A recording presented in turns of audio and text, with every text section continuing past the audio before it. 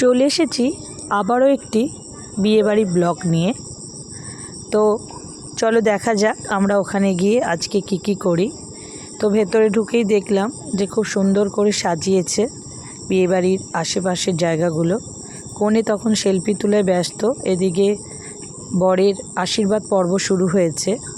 ওখান থেকে আমরা ওই ফুচকা ও চা স্টলের দিকে চলে গেলাম। ওখানে গিয়ে দেখলাম যে কফি আর পকোড়া দেয়া হচ্ছে।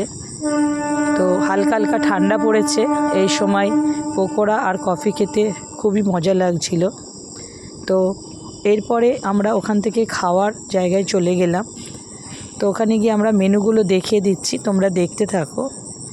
মেনুতে ছিল রুমালি রুটি, তড়কা, ভাত, তারপরে ফুলকপির চিংড়ি, ডিমের ডেভিল ছিল, স্যালাড ছিল, চিকেন ছিল, এছাড়াও চাটনি, পাঁপড়, মিষ্টি, আইসক্রিম তো ছিলই।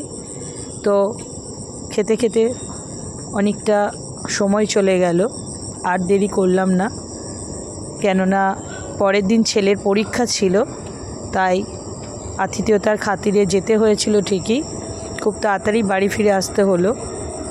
তো ছেলের পরীক্ষা আছে, ফিরে তো আসতেই হবে।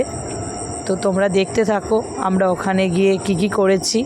আর বক করব না। ভিডিওটি ভালো লাগলে অবশ্যই লাইক করবে, কমেন্ট করবে, শেয়ার করবে ও সাবস্ক্রাইব করতে ভুলবে না। সবাই ভালো থাকবে। শুভরাত্রি।